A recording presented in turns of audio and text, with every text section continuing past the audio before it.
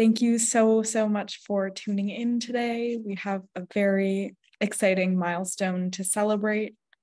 Welcome, everyone. Thank you so much again for joining us today. Unfortunately, due to last-minute unforeseen circumstances, Ronnie Horn and Janvo are no longer able to attend today's NSE. But today marks a momentous celebration and milestone for the program. It's our 800th episode today. And in the spirit of the rail of this program and our whole community, we are so thrilled to host a conversation between some of our editors, rail team members, and contributors with our ArtSeen editor, Amanda Gluibizzi. We're also really excited to welcome Suzanne Goldenberg here to close today's program. I'm Eleanor, a programs associate here at the Rail, and I have the immense pleasure and privilege of being your MC today for this really exciting milestone.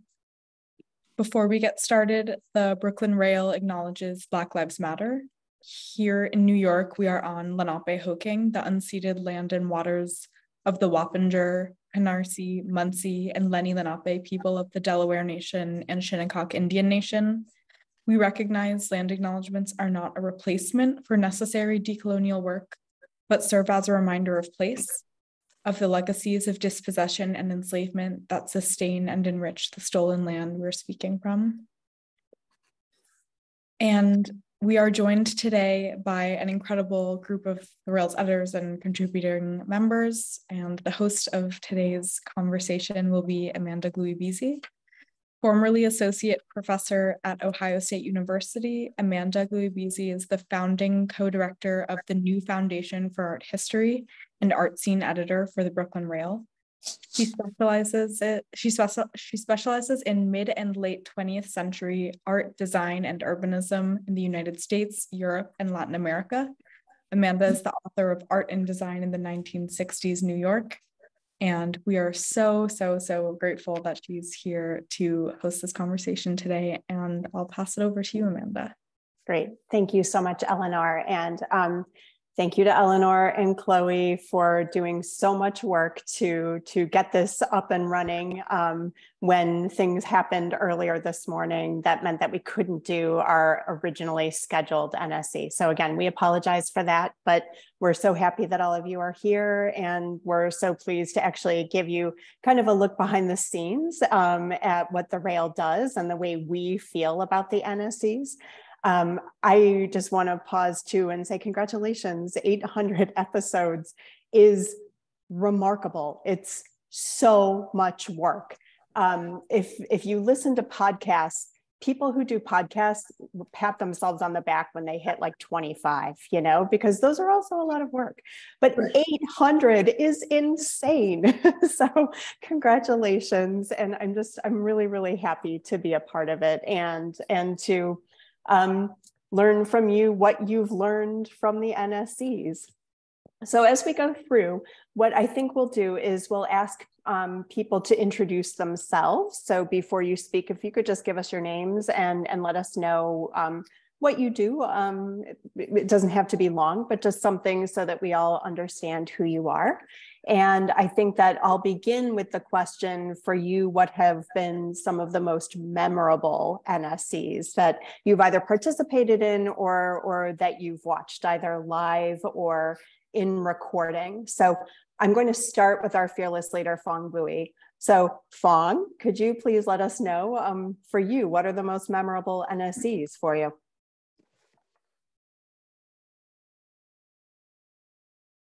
I can't seem to open it. Hello, everybody. I heard what you say, what is most memorable. It's so hard to describe what that means. It's similar to ask, who are your favorite child, the whole family? I won't go there because I feel the Brooklyn Rail is close to being a big symphony. Every instrument has its own unique sound, a unique contribution. So it's very hard for me to really select a few, but I will try just to share in passing really what really was important in the sense at the time I must say that the most moving episode was the one that when we welcome, Eta Anand tuning in from Paris. I think that was so moving that she was able to read and participate. And I think the same were, for me to remember clearly, also Peter Brook, before he passed away, tuning in from Paris, describing the last play. And so many other episodes. Of course, Wayne Thiebaud stood out because Wayne was under the weather, and Wayne said that he wasn't able to talk no more than 20 minutes, and Wayne was, able and stay with such enthusiasm and excitement for, I think he spoke for over an hour. I think same thing with Martin Puryear.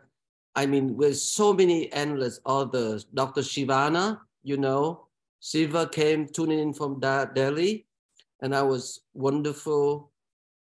It's endless, but whatever it was very important from the get-go that we knew when the rail was created, literally the evening when former President Trump asked us to stay home for 15-day quarantine. That was Monday, March 16, 2020. And he deployed the term social distancing. And I realized what we need to do immediately, why we were having a technical run through how to deploy the Zoom, which we launched the next day. It was important wherever we did was to do the opposite what the former president did.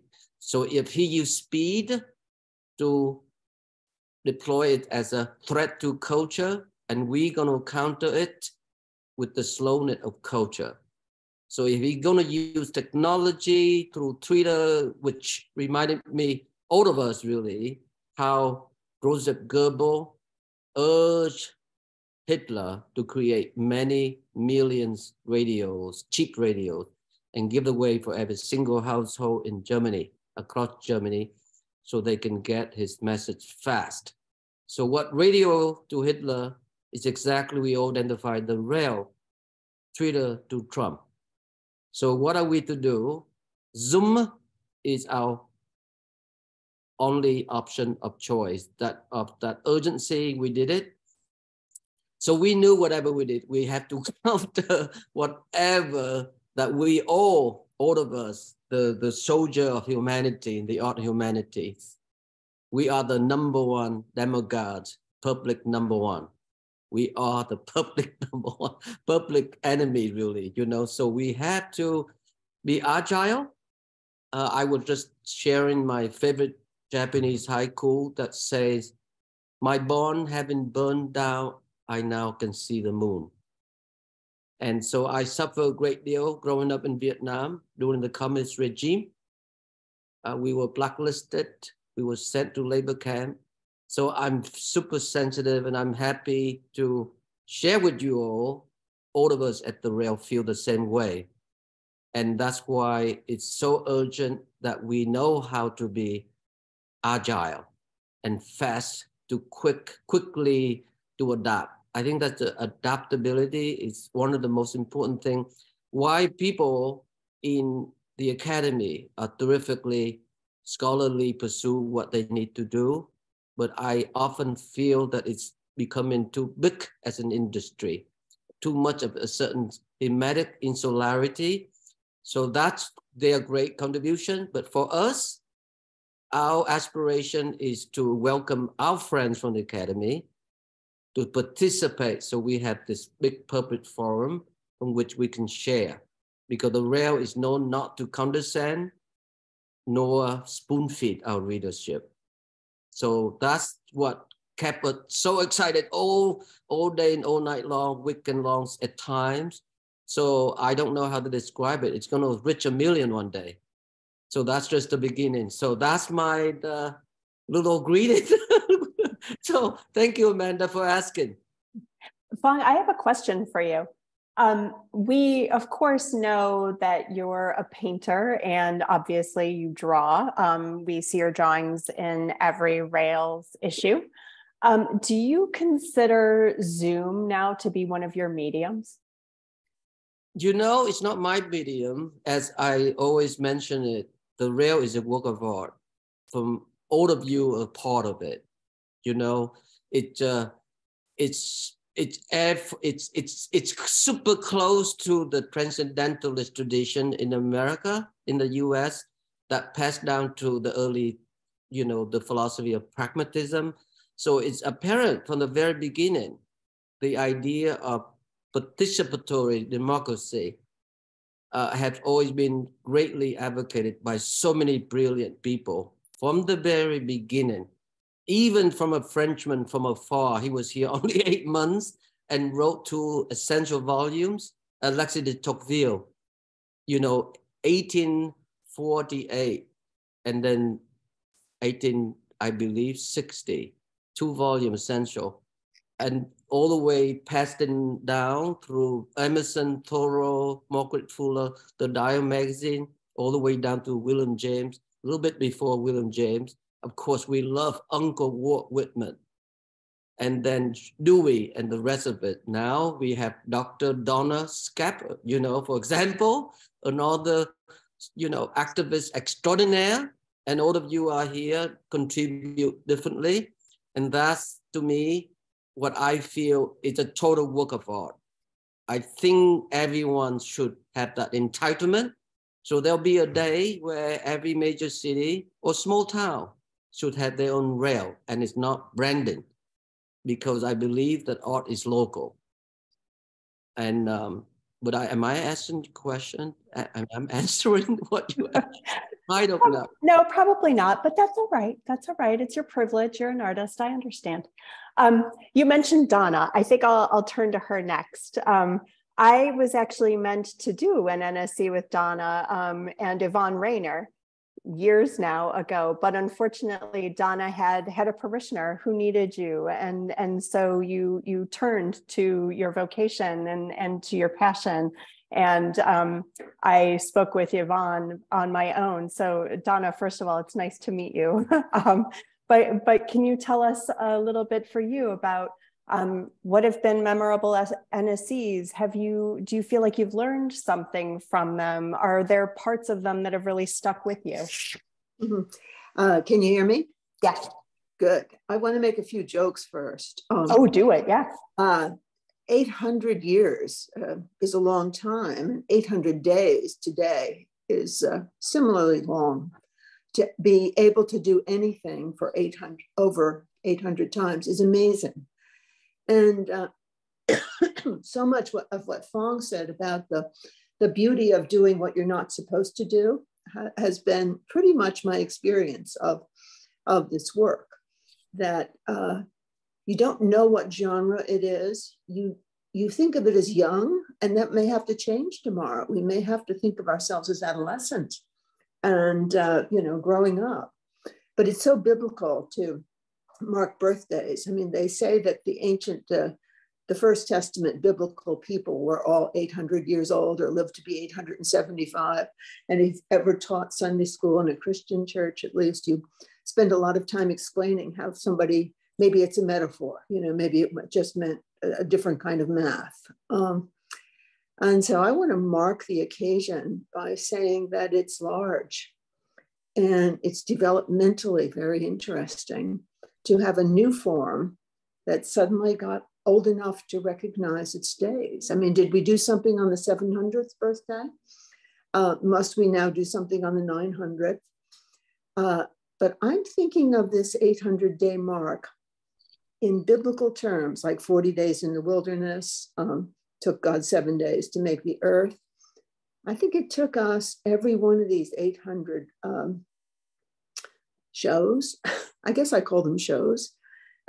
Maybe I know their formal name is podcast, I guess, but that seems like a very dull name for something that is, 800 steps. So I've renamed my little section the Brooklyn Trail, because I want to sneak in spirituality to my shows. And I want to remain mixed up about the genre for a while. And I think I'll just leave it that way, that I'm interested in pursuing with you what the genre is. And since just about everyone does two things, let's mark the rituals. We do a land acknowledgement, and I think we mean it. And then we do a poem at the end. So is it a poetic podcast? Is it a ritual? Do we get cake at this birthday party? That's all I wanted to know. I'll come back. All right. I would like cake. I would eat that. Right. Who would like to go next? Let me see. Or I'm going to have to pick you. I'm sorry. All right, Andrew, you're up. He of the beautiful hair. Andrew, tell us about NSEs. I can say that one of my favorite NSEs was your conversation with Angelo Otero, which was so wonderful, and so it was full of so much love, both of painting and of Chicago. And it was just a delight to listen to. So thank you for that. Well, I mean, first of all, thanks to everyone at the Rail that makes these things feel effortless, or like the amount of organization on the back end is just insane every week, and so many spinning plates. And I really enjoy this thing, even if I weren't a part of it. It's just like 5 days a week, you get to listen to artists talking to artists and critics talking to artists. And I think that is a powerful moment. It's something I love listening to in the studio. It's something I listen to when I'm on the subway, when I can get a signal. It's like I'm always trying to catch it each day. I'm always aware of it each day. And the moments I feel the most calm and like at peace in my busy week is when I have the time to sit down and like actually listen to these and appreciate it. So I think powerful things come from, I mean, so many reviews are great, but I'll read a review and want to be able to ask the artist that did the show directly a question, and be able to ask them a follow-up question and another one and another one, and like really dig deep. And I just think it's amazing that the Rail has created a space for that 5 days a week to get to listen to great poetry and get into it. But yeah, getting to talk to Angel was like amazing for me. That was one that stuck out to me. I feel like we've been so close. We've never met, but we've always been in close proximity and adjacency, and that felt amazing. I really enjoyed Brandon and Dife's conversation, and getting to talk to him about his sculpture stands out for me. Elliot Hunley and Mungo Thompson. And also just, I mean, all those are conversations I just felt privileged to be a part of, and getting to talk to artists with such dedicated, serious practices. And then as I can only think of it in terms of what I end up assigning my students and what I ended up talking to with my friends. And I think the Willem de Kooning episode that we put together that went like 3 hours, I find myself continually going back to that one. I really also enjoyed Fong's conversation with Robert Storr on Philip Guston. You know, like it's amazing when a conversation helps you see an artist in a new way, especially an artist you think you know everything about already. And the Rail has had some great ones. Oh, and then also Anne McCoy, your conversation with about the Transcendentalists after the Hilmoff Klimt show. Anytime I have a student, or anytime I know of an artist who's interested in how mysticism can play a role within their practice, that's like it makes my life easier as an educator to just send them that link. So I mean, it's great that it's educational, and I just love being a part of rooms like this. And the longer I live, the more it's about trying to find opportunities to get into rooms like this, even if they're virtual, to listen to people talking. So I don't know if I answered the question either. I had a great time with Angel. No, that was really wonderful. And I actually think that's something that's super important to acknowledge here, is that this is available for free, as the Rail always is, of course, but also you can just come on, right? Like you do not have to, be fancy. You don't have to pay. You don't have to be invited. There's not a waiting list there. You're allowed just to participate if you want to participate. And if you miss it, then everything is available almost immediately on YouTube, which is also mind blowing. Totally. It's a really, really wonderful thing. And I can only imagine how it would have changed my life when I was a student, if I had been able to listen to all of these conversations with all of the artists that I wound up writing about and working on. Andrew, you mentioned Anne, so I'm going to turn to Anne. I have the great privilege of editing every review that Anne writes. And she and I exchange photos. She sends me photos of her dog and I send her photos of my daughter. So we have a really, really lovely working relationship. And I actually just got to meet her in person for the first time, I think last month, right? Yeah. So that was exciting. That's kind of one of the interesting things too about these programs is that I know a lot of you and I have never seen you, which is fascinating.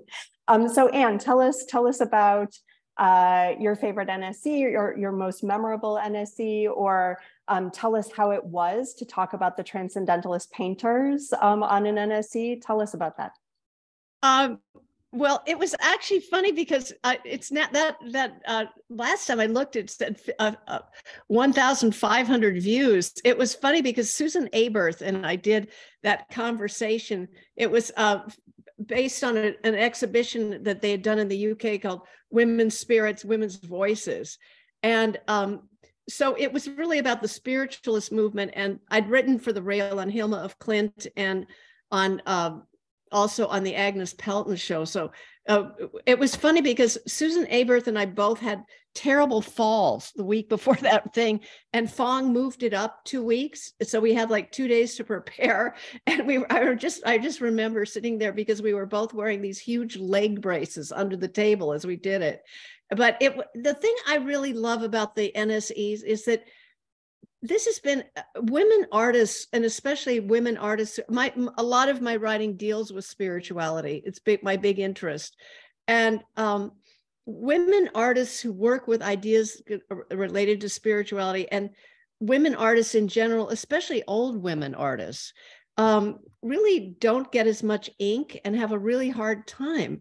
And the thing I really love about the Rail is that I've been able to really help a lot of people, help a lot of older women. I mean, when I brought Helene Alon to the Rail, actually, I was wearing my leg brace and she was on her walker. And we got into the elevator at the Rail, and Helene looked at me, and I looked at Helene, and we said, "What is the most politically incorrect conversation we could have?" So the two of us did a conversation about God. And I did it from sort of the Orthodox Christian viewpoint. She did it from the Orthodox Jewish. And it got more attention than my William Kentridge interview. It was so funny. And the great thing about it was Helene had not had a dealer since Betty Parsons in '68. And out of that conversation, she got a dealer. She's gotten several major museum shows. She's really launched. Unfortunately, it's sad to say she died early in COVID, but I'm really grateful to have this platform. And I did a fun conversation with Andrew at my show. He's such a sweetie pie.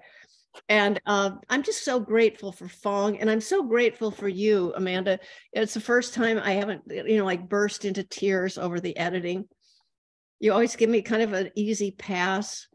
You can kind of, I don't know, work with the strange wiring of the Irish brain.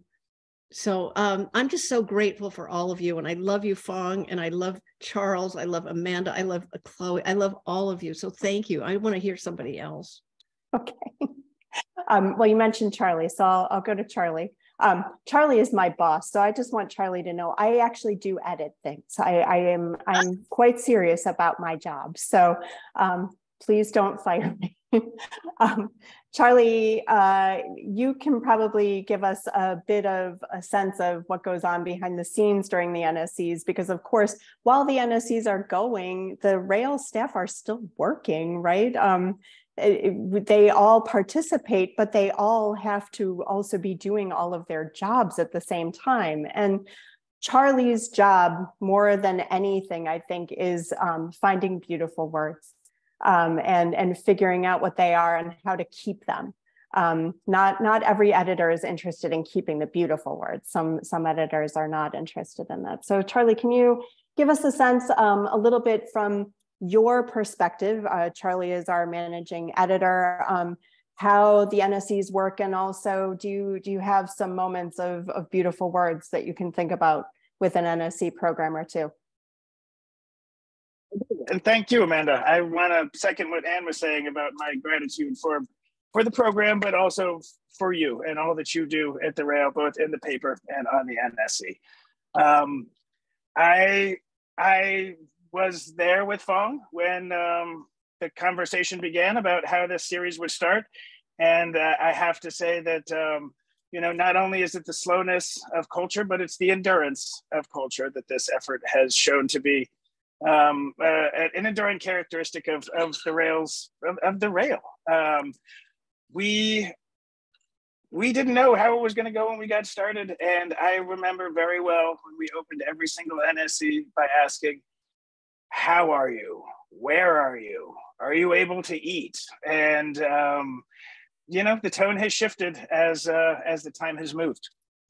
I wrote down when the question came up, the very first response I had to a memorable moment, and without thinking twice about it, I'm just going to read that it was the return of the unknown, a phrase spoken by Francisco Clemente in conversation with Raymond Foy early on in the pandemic.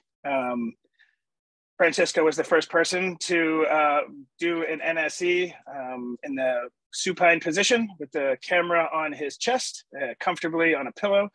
And that was another just mind-opening moment for all of us, what could be done with the screen.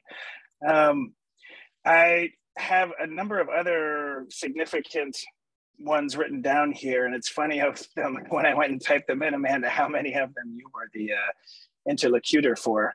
Alex Hay, Mel Bachner, Pravara Strachan, all tremendous programs. And I do really want to take a chance to answer what Amanda was saying about how hard the team works on the backside of the program as the broadcast is taking place. There are many of us who are behind the scenes communicating about every possibility that could be taking place. And I've watched the team change and shift and grow, and it always impresses me how people come and work together. And I want to give a chance now to give a shout out to my colleague Chloe, who is unflaggable when it comes to fixing things that you can't anticipate breaking, and a remarkable team that Chloe has working beside her. I am grateful and inspired to be able to see them do what they do day after day, week after week. It's really moving.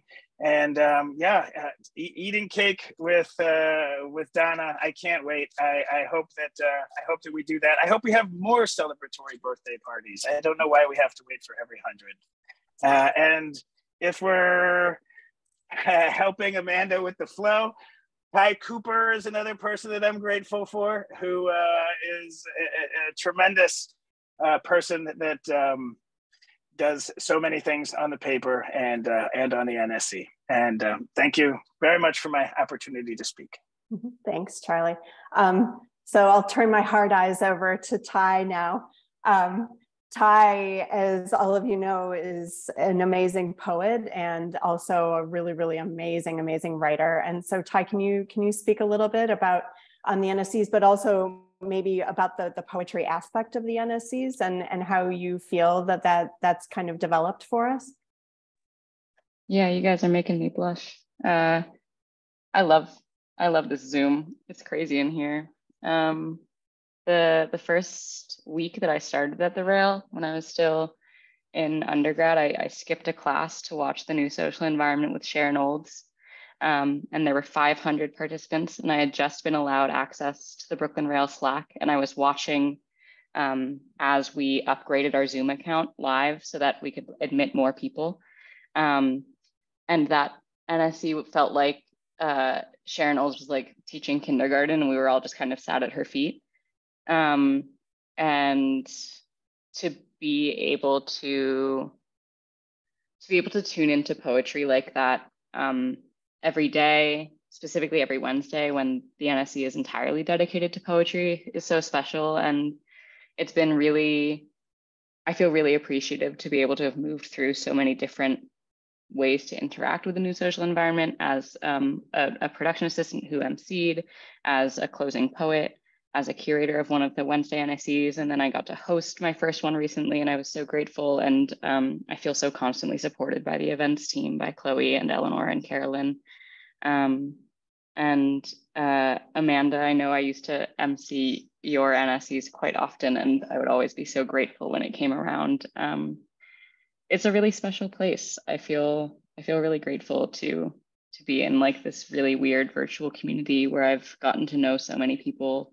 And then, you know, we see each other at openings or at events, and it's this like, you run together and you're like, oh my God, I've never seen your legs before. I'm so excited to see you. You walk, it's a miracle. That's crazy. But yeah, Sharon Olds was a really special one. Getting to see Attell Adnan and Waldman and Charles Bernstein and Ron Padgett. Like, these people are behemoth. Like, these are monumental people to me. And it's very rare that there's a place that can collect them so well, especially as all of our heroes get more and more in their homes and through COVID. It's a special place. I totally agree. I should say that my mom watches every episode that I host. So hi. And she also is like, now tell me about that gal that you interviewed a long time ago. How's she doing? And the last time she was like, now where is GE? I haven't seen GE in a while. Is GE okay? And I was like, I think he's okay. So Mom, GE is here. This is making us so happy, GE. Thank you for coming. We're so happy to see you. Let's talk to the NSE people. So Eleanor, Chloe, and Caroline, tell us more about like what it's like for you, because this is, of course, an amazing thing that all of us get to bask in. And for you, it's your work. It's what you do. How does it feel for you when you participate in them? I'll go first. It's a tremendous joy to work on the NSE every day with the whole Rail team, as well as with Eleanor and Carolyn very closely. And we have a rule as a team that during the NSE, we focus entirely on the interview and listen to everything that's said. And I consider that a tremendous privilege. And I find that every day I write down lines from each person, and I keep them to look back at and reflect upon. And it's real. The biggest change has been the way I think about time. Charlie has said slowness. I think that the NSE has, in its endurance and in its regularity, really demonstrated an ongoing relationship to craft and artists and the way they work and the conversation within which they work. That's ever evolving and interesting, and really is a living organism, as we like to call it. So it's really changed the way I think about time. And when I think about the NSE, I think about one of my first months here at the Rail. I've been at the Rail about a year. We interviewed Sheila Hicks, and Toby Camps asked her how she comes up with an idea. And she says, I close my eyes. And you can just hear him like completely flabbergasted on the other side, like, where are you? Are you in a chair? Are you in an elevator? And she said, I'm in the elevator on the way up to the meeting. And I just close my eyes and I dream up what my idea is. And then when I open them, I think about how to make that idea happen. And I feel like the NSE is a really cool place to hear what happens when your eyes are closed, like how that process and that dream sort of exists in dialogue and conversation. Yeah, That was beautiful, Chloe. I think, yeah, I can jump in just to say that it's basically just a dream to have my job be to meet and work with and talk to incredible artists and luminaries and writers and everyone. Like, it's kind of unbelievable that that's what I get to do every day. And it's, I think that a huge, something that I really love about the Rail is I'm someone who didn't like study art history in undergrad. I don't have a degree in it. I'm pretty young, and I'm learning so much every day from the NSE and from my work in a way that is not like, I never feel uncomfortable, or I'm never made to feel like there's something that I should know that I don't. And I'm learning so much through this amazing work. And I'm so grateful that the Rail is a community that exists kind of outside of and separate from big educational institutions and museums and other big institutions that can be exclusive in various ways. And it's just kind of the most, I think, welcoming and like rich environment to talk about art. And whenever I share the NSEs with my friends who maybe aren't particularly like looped into the art world, I think everyone is able to like really enjoy the conversations. And I think that's really special. Carolyn, how about for you? Yeah, I'll add briefly. I think Anthem Berrigan, our poetry editor, said this, like, to introduce a reading one day, like, somehow this is the 7 billionth NSE. And I think that somehow is always kind of gets me. It's kind of amazing that every day this does happen. I mean, it's like a lot of just crazy emailing, so many, anal like details. It's really like, yeah, wild that that every day that this goes on. And yeah, as Eleanor said, I mean, it's a total privilege to then have it happen, and then suddenly you're listening to some of your favorite artists. Yeah, I loved Ksenia's conversation with Ryndon Johnson. Ksenia always has such a great way of, I feel like I'm just in your living room. I'm laughing during the, like it's really incredible. All the hosts that we have here too, just like your such like rigorous attention is pretty really special. So yeah, I mean, I invite the poets to read at the end and help organize the Wednesdays. And that's just another, kind of weird and wonderful thing we do, is having each conversation end with a poetry reading. And I love that tradition so much. And yeah, excited for today's and this week's, and on and on and on. So thank you, guys. Great, thank you.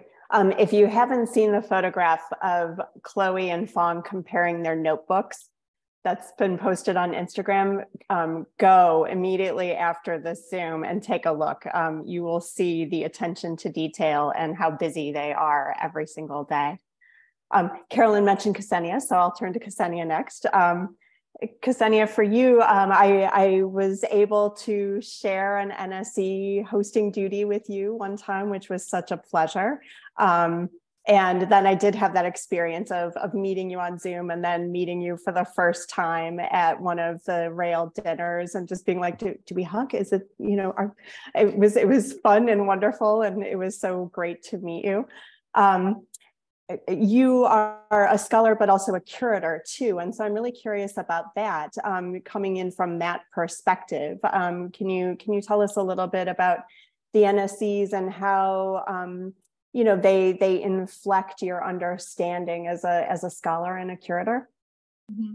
Firstly, I think that the NSE that you and I did together, or one of them, but the one that I remember most vividly was the Louis Fishman one. Mm-hmm. And yeah. And then I was at Louis Fishman's memorial, and it felt so meaningful to then have people come up to me and be like, I saw that talk, and I don't know, that was that was a really special one for me. That was, and those paintings are like mind-blowingly good. So. So I started at the Rail contributing reviews, and I usually don't really talk to the artist when I'm reviewing the work, except when I have a specific question. And so I felt that the NSEs were such a great opportunity to just have a conversation with someone. And there are artists like Catherine Murphy, you know, I was asked to host at NSE, and I really got to know her through the conversation. And then there are artists who are friends and whose work I followed, like Samantha Nye, and then getting to do that conversation with her, you know, is like also really special. Yeah, I love this community, and I'm excited that I got to hop on now. But curatorially, I don't know, I'm mainly thinking about doing the NSC that was also connected to a show that I curated of Siobhan Little and Lena Madelon. And we had an NSC that was hosted by Will Corwin. And so I got to come on as a curator. And that was a great opportunity to really, because I think of these also as an archive of the exhibition, both for the people that were not able to see the show in person, and also people who are watching it after the show already closed. And it's not, I can't think of anything else out there that really functions as this particular, like an oral history of an exhibition, really. Mm-hmm. Mm-hmm. Yeah, it's interesting. Ksenia has a PhD in art history, and I'm sure that you've used things like the Archives of American Art and their oral histories. And those are so helpful when you have the opportunity to use them. Exactly. But you don't always have the opportunity to use them. You know, sometimes they have restrictions on them and things like that. And sometimes they're not available online and things. And the Rail interviews on the NSEs are totally available. They are just free. Yeah, and I have now turned, for some of the research that I've been doing, I'm like, I wonder if this person did an NSE, and they did. And then it's also something that I send to students when they're researching a certain artist. So yeah, it's so helpful, and thank you all, and I love you all so much. Thank you, Ksenia. Another person who is a writer for us and also a curator is Terry Myers. And again, I've had the pleasure of editing some of his reviews as well. So it's nice to meet your face. Terry, can you? You too, Amanda. Thank you. Amanda and Charlie and Fong. All the other editors have also had the pleasure of me ghosting them as I have moments of just, you know, I mean, I always tell my students, like, you all think that everything that I get to do everything I want, and everything I do, I actually finish. Like we're just like artists too, you know, like, so yeah. But first I want to say that I think I was fortunate that getting the email at 9 a.m., because of course I'm in LA versus noon, helped me be able to say I'll be there. So because 9 a.m. I'm still in my, what am I going to do today? And it's cloudy today in LA. So, but a few thoughts. First, I just want to say, when Andrew bringing up his talk with Angel, one of the things that the NSEs bring that I'm always interested in is all the kind of webbing of everything in the art world, you know, and all the points of connections that are just constantly being made and remade. And I've been going down the rabbit hole of quantum physics and reading Carlo Rovelli's book Helgoland right now about how there are no such things as objects, everything's an event. The smallest bit of matter is in relation to another bit of matter at a completely farthest end of the universe.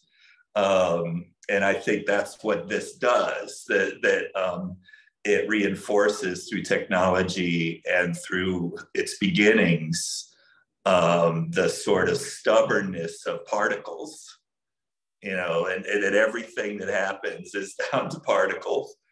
And to that end, I have been meaning to watch, Andrew, your conversation with Angel, because Angel was my student at School of the Arts Institute, took many classes with me, and also did my LA study trip, and also did the New York study trip that I co-did with Candida Alvarez for many years, as he was trying to decide which city to move to after Chicago. He took my de Kooning class. And so that my relation, you know, that I know I probably pissed off some of my New York colleagues when Fong way back let me write the big review of Elderfield's de Kooning retrospective for the Rail. And I flew from Chicago in the morning and went to the press preview and went back to teach that afternoon in Chicago, and brought Mary Heilman as my date to the press preview. My point being is that all these relationships of artists and thinkers, they last as long as they are events, but we're all events. And the painting is an event. As Ravelli says, a rock is a very slow event. But my involvement has been intermittent because, as some of you know, I have this kind of sticking point where I feel most engaged when I have the opportunity to do a conversation with someone whose work I really know, and going back now decades. So most recently I did Joe Bradley, who I know but not very well, but I think I checked before we went live. I was the host of number 6 and number 9. Number 6 was Candida Alvarez, my great friend and someone who I'd organized a 40-year survey of her work a few years before in Chicago. And that was special. My memory of it is she had moved her work into her living room in her condo in Chicago. She was not even, you know, she wasn't gonna risk the, you know, you're supposed to stay at home shelter. And I remember she had this easel that a student given her, that the student's grandmother had gotten in France, 19th century easel that she had this painting on in her living room, and she was figuring out how to get working. And because we know each other so well, you know, we're also both colleagues in the painting department at SAIC, of course, you know, that is the most comfortable, where it really is a give and take. So then a few days later, Fong, I think it was you, Fong, who reached out and said, do you want to do the one with Lisa Yuskavage? And I was like, of course, because I've known Lisa since the beginning of her career. I always tell the story, which I told during that NSE, about her telling a group of my students many years later, when Candida and I were taking them around New York, we ran into her and she told the story about walking into her first solo show at Pamela Auchincloss Gallery of these really dark little still life paintings, 1990 maybe. And I was at that opening too. And I was living in New York then. And she walked in and the first thing she thought was like, oh my God, I hate my work. So her very first opening in New York, she's having this total inner meltdown. And the students in like 2000, whatever it was, listening to this are just like, what? And then I say to Lisa in front of the students, I said, I was there, Lisa. Not only that, I still have the exhibition card in my Lisa Yuskavage folder. And she's like, you have to throw that away. You have to. I was like, no, I'm keeping it. Sorry, history matters. But what was great about that was that we don't stay in touch, but of course, but she, like, wow, like she's actually been reading me all these years. Like she started interviewing me as much as, and then she like made me tell this story that I didn't think I was going to tell about me yelling at Roberta Smith once at a panel, and that's how we became fast friends. Because I had said, she had written this massive review of Matthew Barney's first show at Gladstone, and a bunch of us in the community, quote unquote, were really pissed. I remember Felix Gonzalez Torres sort of standing outside, just sort of fuming about the show. And I remember a certain curator who I won't name say, well, he better put out or shut up. You know, it was the time of identity politics. And I said, to Roberta, I said, come on, Roberta, Matthew's perfect for an art world that prefers its gay artists be straight, its female artists be male, and its artists of color be white. That's this kind of ascendancy to find in the midst of all of identity politics, to find that archetype of Matthew Barney and leapfrog him up above everyone. And Lisa totally brought that out of me. And that's what I think the moments of real generosity on the part of both interviewer and artist in the conversation. And I don't think that's required to have the deep, long history, but I do think, to have those experiences and to then see where the conversation can go from there. I mean, in the case of Lisa, I feel like, it's triggered a lot of thoughts in my head where, I'm like, I want to write something longer about her work at some point because I haven't really had the opportunity, and that conversation fueled that.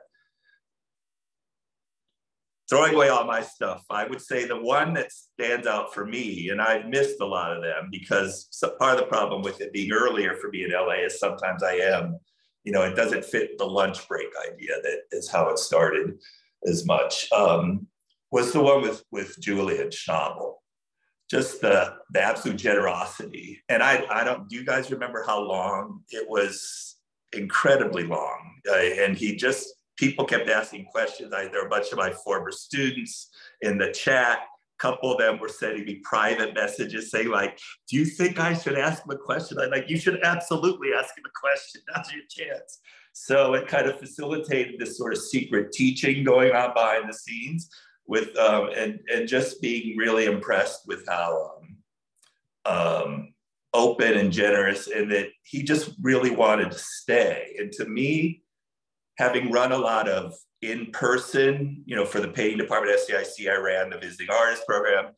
Students vote with their feet. They just leave. They don't care how rude it is. They just leave. So the back and artists sometimes are just they don't, I've had artists do very bad jobs and just come in and really not put much effort into it and leave. And the fact that Julian stayed and just really was interested in what people were asking him and what he was thinking about just reinforced a lot of things that I still believe to this day. So, I feel connected to everyone at the Rail from distance. I left New York in '94. So my whole experience with the Rail, starting in 2009 now, has been through either in LA or Chicago.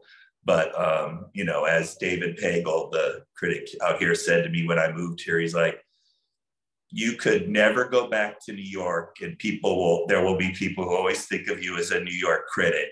And he's like, I could go there tomorrow and I'll never be seen as a New York critic. And I do think that the Rail helps me feel there still is something about New York, about writers. What Phong has done for the Rail is as good as it gets in terms of, I've pretty much bailed on all the other magazines. I can't take them anymore. What Phong has created, even as I constantly have my slip-ups with being reliable, we all try to do our best, but what Phong has really created is something special. And here for, Phong, how I feel about the idea of the Rail being everywhere. Bring it on, let's go. So anyway, that's all I have to say. Thanks, guys. Thank you, Terry. I'll turn it over to Louis Osmosis now. And I'm really curious, sorry, didn't mean to take you by surprise there. That's all good. I'm curious, can you talk to us a little bit about the NSEs and experiencing them as an artist? Okay, hi everyone, I'm Louis. I fucking love the NSE. I mean, it's like the one thing I think the contemporary art, media landscape is viscerally lacking is just podcasts, even though there's an excess of it, seemingly an excess of it, but half of these podcasts mirror what art form is like now, where it's like half of it is ads or like some, you know, like some bullshit, like, you know, whatever, like hoo-ha coming up over here talking about wheat thins or whatever. I've always tend to think that art lives best in conversation, and the difference between conversation and dialogue, like in like a podcast, say, that's like more dialogue, it's like very walled off. It like lives in a petri dish. A lot of the times it feels like virtue signaling, because a lot of these podcasts are like in tow with like capital B blue chip artists and like, you know, whatever, you know, they got their own shit. This is like very like of the earth, you know what I'm saying? Very like grounded in its like civic duty. And I think like, you know, criticality only like really has any actual purpose if it's like first and foremost about its like civic duty. And this is like really truly that. I mean, like, bro, like fucking I did one, okay, crazy, and then boom, fucking like you got Yuji Agamatsu. Who else you got? You got fucking fucking, I mean, Brandon and Dife was like great. You got Aria, my homegirl. You know what I'm saying? It's like it's everyone in town. You know what I'm saying? The whole rigmarole and everything. Yeah. And I mean, I like have it on when I get into the studio. It takes me like an hour I'm in my studio now. Ignore this drawing. But it takes me like an hour to like turn on my brain. And in that hour, like it hurts, you know what I'm saying? Like the cogs are very rusty, you know what I'm saying? And the NSE, like on my JBL speakers that are like on top of my shelf, is kind of like the auditory like lubricant to get my brain to start working, you know what I'm saying? You know, but yeah, no, yeah, I fucking love the NSE. It's fucking great. And it's also cool too, because one thing, again, like, art lives best in conversation. And anytime I've ever been in like an art talk context or whatever, like I tend to live for the Q&A type of thing. And this like reeks like of the Q&A as if it was like the whole thing. You know what I'm saying? Yeah. It makes me think of what's that saying people say? Like, it's like when people say like, oh, you got a face for radio, but if it was like a good thing, you know what I'm saying? Yeah, I think we've been told that before. Mm-hmm. Louis mentioning that we shouldn't look at the drawing behind him, that makes me think too that I am fascinated by looking at everybody's backgrounds when I do these, and I often find myself like veering off and looking at the things that are especially behind the artists in their studios, and I feel like that's like a little sneak peek about what's coming next, which is very, very exciting for those of us who are net makers ourselves. I want to turn to Anna Kunz now, and she is going to share an experience. Maybe. I am. Hi, thank you so much. Wow. Well, of course, I'm so thrilled to be asked. Just a quick story is the stuff that goes on behind the scenes, sometimes in the chat and sometimes identifying with people that, you know, you see regularly on the NSE that you feel like all of a sudden you have some kind of a friendship or bond that you could reach out to them. So our dear friend GE, I've always appreciated his comments and questions, which of course sometimes aren't even questions. And I was working on a body of work and I wanted to have GE's perspective. So I just reached out to him in the chat and then an email. And I asked him if I could send him some images and he could give me his take. So we did that, and GE wrote a very generous response to the work I sent, which was so touching and so important. And I even used some of his word combinations in titles for work. And I love everything that Louis just said perfectly. It was exactly what I'm thinking about, the civic duty, and the function of this is so wide and beyond just logging in and logging out each day. So GE and I had a friendship and exchange, and for his words, I traded him a painting, and that's the story. That is amazing. Thank you so much for that. That's so great. GE, do you want to hop in? Thank you so much. And thank you. Hey, anyway, I am so touched and so emotional right now. And this has opened so much for me and for so many. and you know, we're really, it really is about, you know, there's that almost cliche term sometimes that gets used in the art world of being rhizomatic. And also the other one that sort of follows after that sometimes is constellating or constellations and things like that. But it's very, very true. And beyond that, I often think of turning the word chorus into a verb that I think really fits here, because we chorus. And I you know, so many friendships, obviously Anna, Lynn, Tom McGuinn, Fong, many of you here, you know, you met me or whatever. And but yeah, it's singing in unison for sure, because that's what it's been about, I think, from the very, very beginning. And again, you know, I think the NSE's cut like this wonderful kind of figure in our culture that is going to be impactful for many, many eons to come. And because it's been a constancy, it's that weekday injection of intelligence. And of course, again, back to all the new friends that we make and the people we meet and how it goes forward. And I can't think of any specific one, because I think of them all being like one long, wonderful, effing great conversation that just continues on and hopefully will for many, many times to come, well beyond all of us in and around. I also want to quickly just say a quick shout out to Nick Bennett in the early days and his wonderful work. And he and I had a lot of fun back and forth together from time to time too. And very much appreciate Eleanor, Carolyn, Chloe, Amanda, Wittgensteinian, and of course Fong and Charlie and Ty and everybody. Thank you so very, very much, and continued good wishes to everyone. Thank you. Oh, wow. Gee, sniffle, love it. Before I turn it back to Eleanor and Chloe, I just want to share mine because of course I've participated too. When Fong called me to offer me a job at the Rail, I actually thought he was just going to see if I wanted to come for like lunch or a studio visit or something. And then he offered me a job and I basically fell over. I was so stunned and excited and I couldn't believe it. And probably all the other editors were also stunned because I think that I was a late ad. And so I tell Fong and Charlie every time I talk to them, this is the best job I've ever had. And I'm so, so grateful to you. And I delight in my job.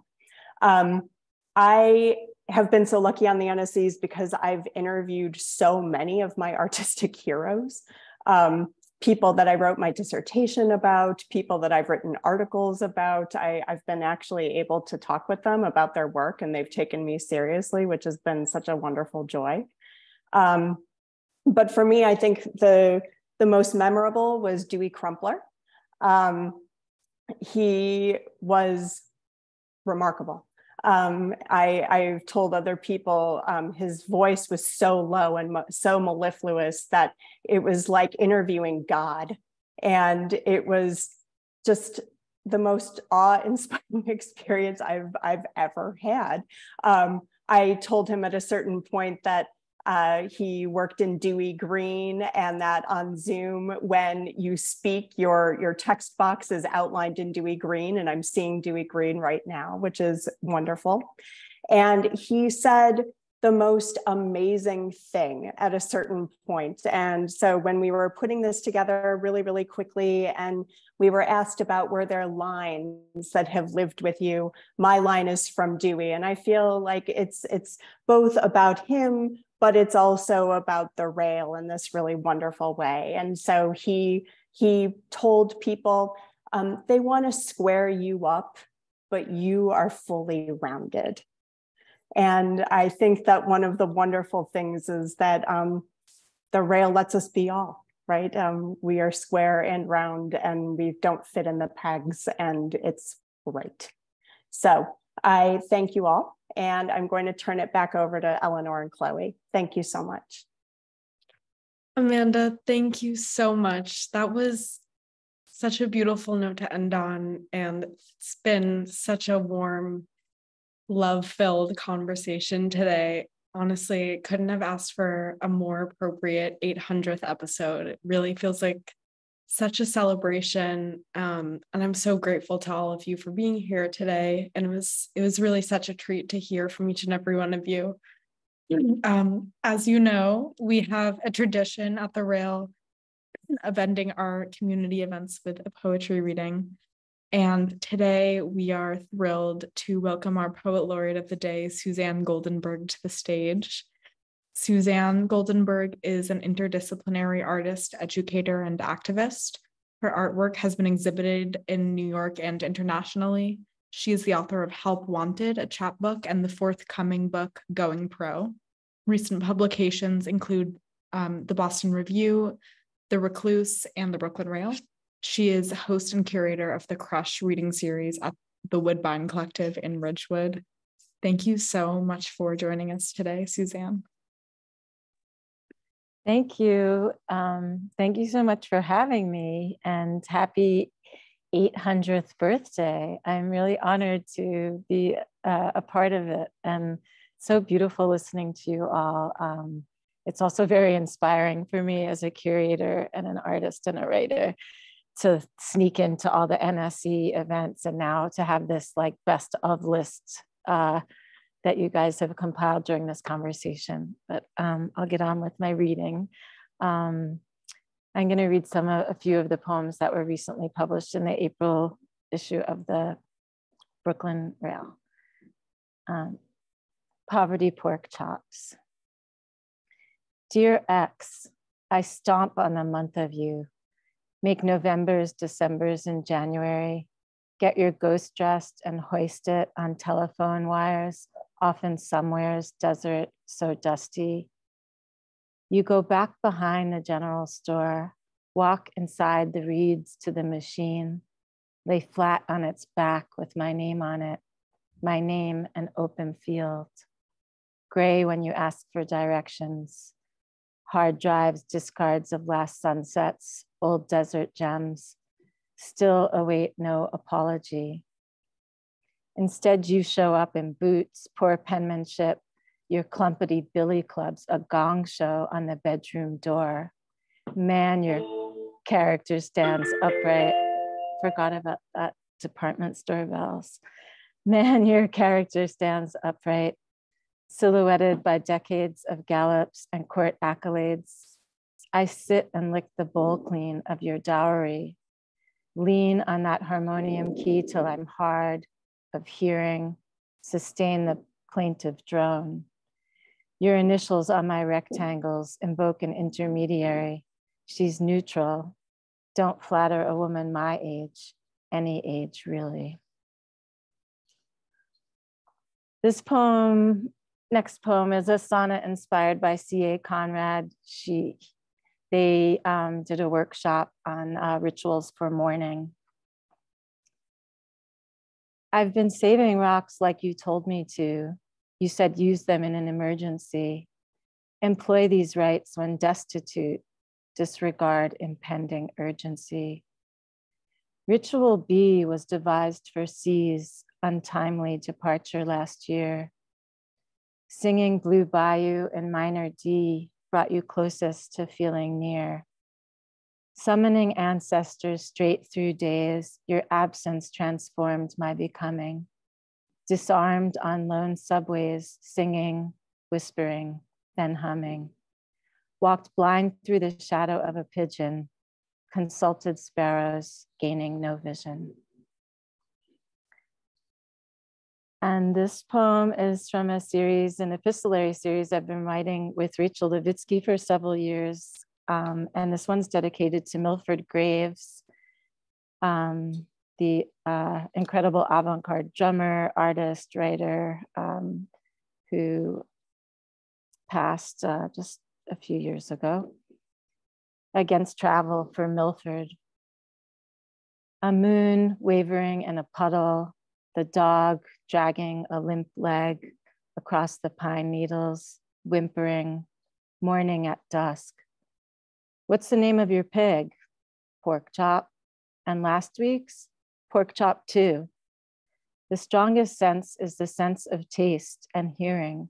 So lick me a song to suffer me to sleep. I wanted to move like a praying mantis. I wasn't going to pay no masters.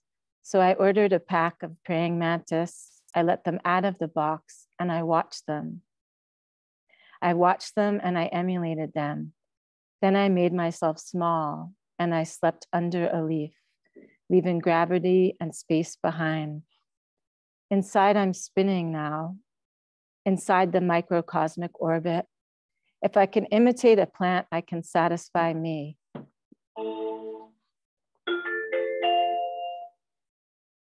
Laugh all you want. Soon you'll be ordering my catalog. Soon you'll pay for photosynthesis lessons and cry yourself to sleep. Just watch. And I'm gonna close out with a poem that's in honor of May Day. Happy May 1st. Glad we're all at work in solidarity together. It's called Lost Valley. It's true, I stole a pear today when I saw it sitting on the shelf on the wood striped reject of a lovely Arbor Day, colored ribbons flowing down in the wind of your plundered stump. Seeing the lemon in your skin turn the yellow of her loneliness, you stop texting and come. Let's walk straight from the halls to the children and their children's children, go together to take back our food. Let the sky drop ceilings fall into our inheritance just for being freed from the rectangle, linoleum, factory, ballroom, flat top, all full, we're hard to shake. The habits of the calendar size and sock matching imperatives. Now face the four walls without guile and let's walk away with hands raised. Bouncing the phone call on your stomach, we rarely look at the bones rubbing against us, other. When after you told me, even on the psych test, draw ears on the hat, hands on the fingernails, we could have done that in your living room. We take pantless days and puff pastry nights, how anyone gets to feast. I reread your scale, a dinosaur, a doll shoe, the ruby beads on your necklace, and who gets to be a person. Thank you all for your attention.